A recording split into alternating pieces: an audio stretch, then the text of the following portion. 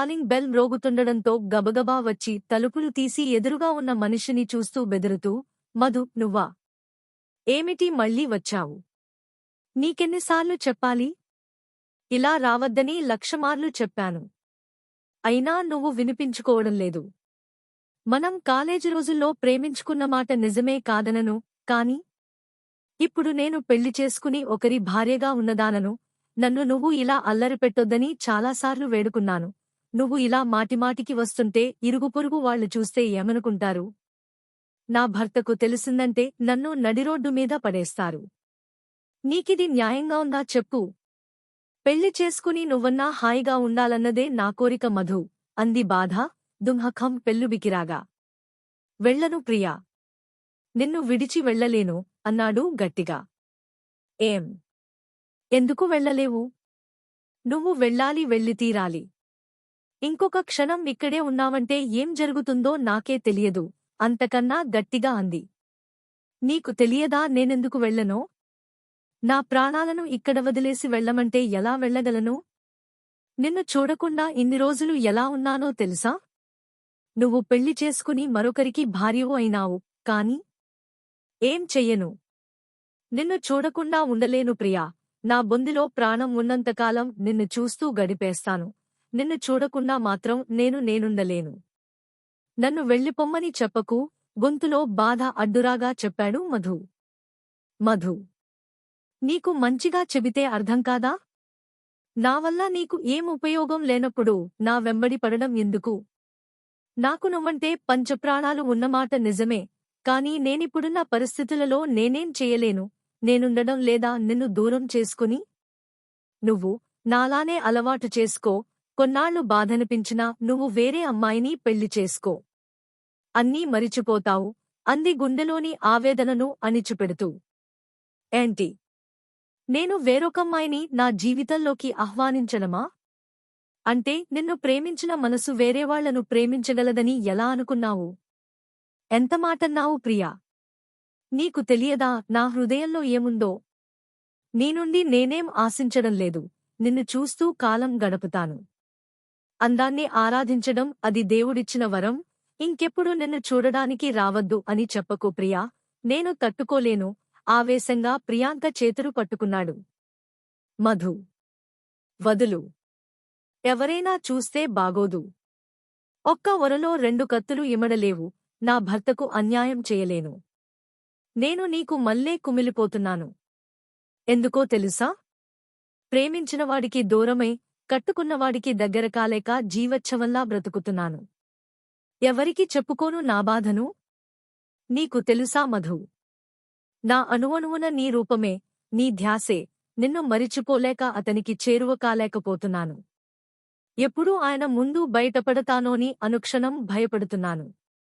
ఇప్పుడు చెప్పు, నీకొక్కడికే మనసుంది అనుకున్నావా?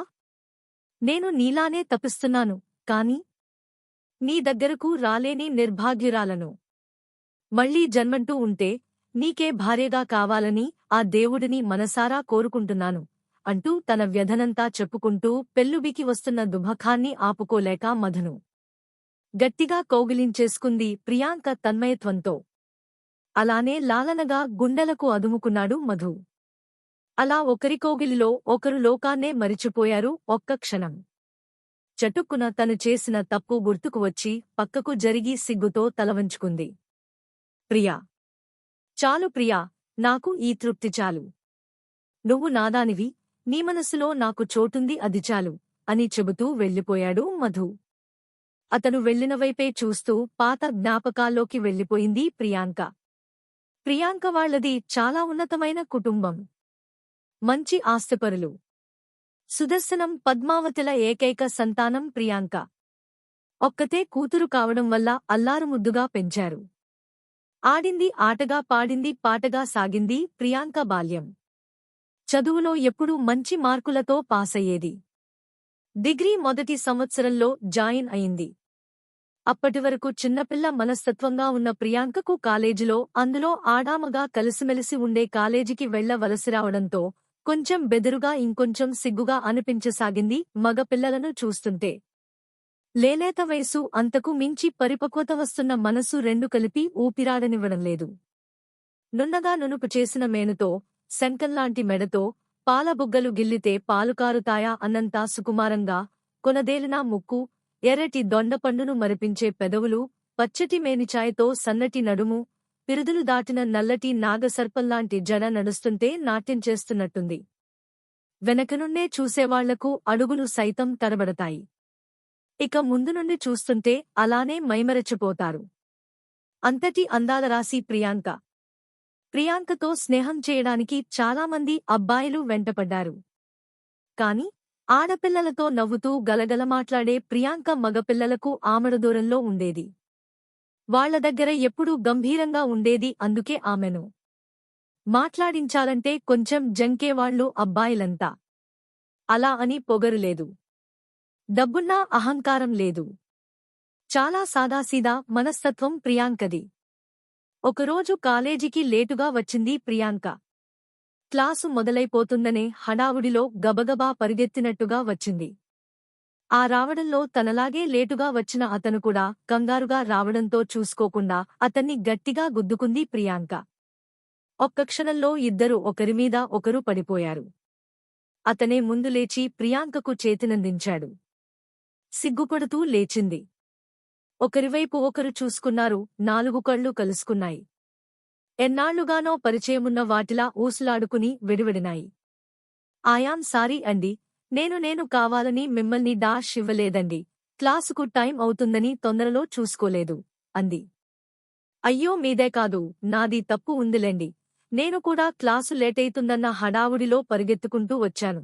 అసలైతే నేనే మీకు సారీ చెప్పాలి మిమ్మల్ని చూడనందుకు అన్నాడు నొచ్చుకుంటూ. ఓకే, మనం ఇలా మాట్లాడుకుంటే ఉంటే క్లాసు నిజంగానే మిస్సయిపోతాము, పదండి వెళదాము అంది నవ్వుతూ. హలో, నా పేరు మధు, మీ పేరు చెప్పలేదు అడిగాడు పక్కనే నడుస్తూ. ఇప్పుడు కాదు, లంచ్ టైంలో చెబుతాను అంది నవ్వుతూ క్లాసు రూంలోకి వెళుతూ. ఏమిటో ఒకటే కాలేజీలో ఉన్నా తననెప్పుడూ అంతగా గమనించలేదు. ఎంత అందమైన రూపం ఒక్కసారి చూసామంటే మరిచిపోలేము. మొదటిసారి అమ్మాయి స్పర్శ ఏదో గిలిగింతలు పెడుతుంది. ఎంత మరిచిపోదామన్నా పదే పదే ఆదే గుర్తుకు వస్తుంది. లెక్చరర్ పాఠం చెబుతున్నా చెవికి ఎక్కడం లేదు మధుకు. ఎప్పుడెప్పుడు లంచ్ టైం అవుతుందా అని ఎదురుచూస్తున్నాడు. ఇదేమిటో నాకర్థం కావడంలేదు. అమ్మాయిలను చూస్తేనే ఆమడ దూరం పరిగెత్తే నేను ఇవాళ తనకోసం అంత ఆరాటపడుతున్నాను అని అనుకుంటూ నవ్వుకున్నాడు తనలో తానే. లంచ్ టైంలో తను వస్తుందేమోనని అందరికంటే ముందే వచ్చి కూర్చున్నాడు మధు. ఎంతసేపైనా ప్రియాంక రాలేదు. చూసి విసుగొచ్చి బయటకు వచ్చాడు. ఆమె తనతోటి స్నేహితులతో కలిసి బయట చెట్ల కింద కూర్చొని నవ్వుతూ మాట్లాడుతూ లంచ్ చేస్తుంది. అసలు ఆమెకు గుర్తున్నట్టే లేదు ఉదయం జరిగిన సంగతి. చీచీ, అందుకే ఆడవాళ్లను నమ్మకూడదు అనుకుంటూ విసురుగా బయటకు వెళ్ళిపోయాడు. ప్రియాంక మనసులో లేదు. ఉదయం జరిగిన సంఘటన ఆమె మదిని పులకింపచేస్తుంది. అతని కళ్లను మరిచిపోలేకపోతుంది. అతను నావాడైతే ఒక్క క్షణం ఏదో తెలియని ఆనందం ఉక్కిరిబిక్కిరి చేస్తుంది. సినిమాలో హీరో హీరోయిన్లాగా మా కలయిక గమ్మత్తుగా జరిగింది. అతను మా కాలేజీలోనే ఉన్నా ఇంతవరకు ఎప్పుడూ చూడలేదతన్ని. మంచి రూపం, 6 అడుగుల అందగాడే. ఇప్పటివరకు ఎంతమంది అమ్మాయిలు వెంబడిపడ్డారో. పాపం నాకోసం ఎంతగా ఎదురుచూశాడో. లంచ్ టైంలో కలుస్తానని చెప్పాను. అతనికి నిజంగా నన్ను కలవాలనుంటే నాకోసం వస్తాడు, చూద్దాం వస్తాడో లేదోనని మనసులో అనుకుంది. అందుకే అటువైపు రాకుండా అలా దూరంగా కూర్చొని అతన్ని గమనించసాగింది. అతను కాలుకాలిన పిల్లిలా అటూ ఇటూ తిరుగుతుంటే నవ్వాపుకోలేకపోతుంది. పక్కన ఉన్న స్నేహితులు గమనించారంటే మొత్తం టాంటాం చేస్తారు. ఇప్పుడే బయటకు రానివ్వకుండా చూసుకోవాలి అనుకుంది. అతను కోపంగా వెళ్ళిపోతుంటే ఒకవైపు బాధనిపించింది, ఒకవైపు ఆనందమేసింది. ఆ రాత్రంతా కళ్ళు మూసినా అతని రూపమే. అతని స్పర్శ గుర్తుకు వస్తుంటే సంతోషంతో పొంగిపోయింది ప్రియాంక. హలో సర్, ఏమిటి కోపమా నామీద అంది కాలేజీలో గేటు లోపలకు వస్తున్న మధును చూసి. వీణమీటినట్టుగా వినిపించి తల తిప్పి చూశాడు. పక్కనే నిలుచున్న ప్రియాంకను చూడగానే ఆనందంతో కెవ్వున కేక పెట్టబోయాడు.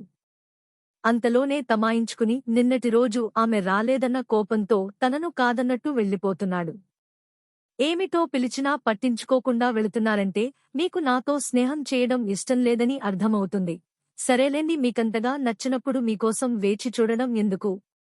అయినా మీరు పిలవగానే పరిగెత్తుకురావాలంటే అమ్మాయిలం కాస్త వెనకాముందు చూసుకోవాలి కదా. నా చుట్టూ ఉన్నవాళ్లను, నా స్నేహితులను వదిలించుకుని రావాలంటే కొంచెం కష్టమైంది, అందుకే రాలేదు. ఆ మాత్రం దానికే ఇంత ఆలుక. పోనిలేండి, మీరింత కోపిష్టివాళ్లనుకోలేదు. వస్తా వెళ్ళిపోతున్నట్టుగా వెళుతూ జరిగిన దాన్ని చెబుతూ తన మనస్సులో ఉన్నది బయటపెట్టింది.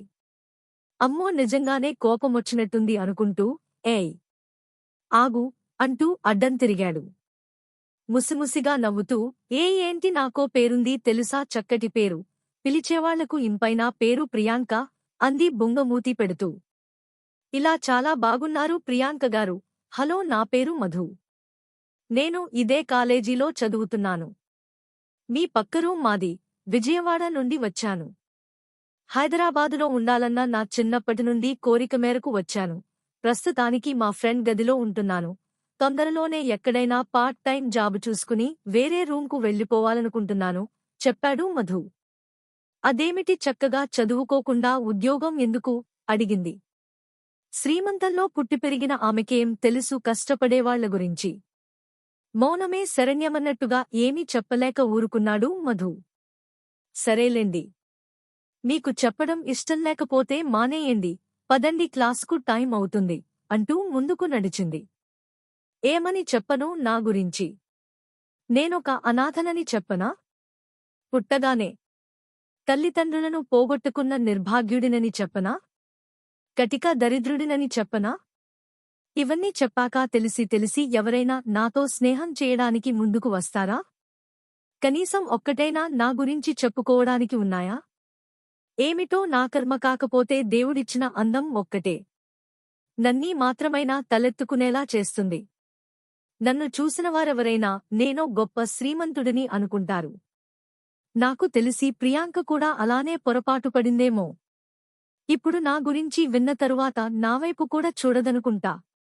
కానీ నిజం నిలకడమీదైనా తెలుస్తుందన్నట్టు ముందే చెప్పడం మంచిది. తరువాత తెలిసి నన్ను అసహించుకునే బదులు ముందుగానే విడిపోవడం మంచిది అని తనలో తానే ఆలోచిస్తూ అన్యమనస్కంగానే క్లాసు విన్నాడు.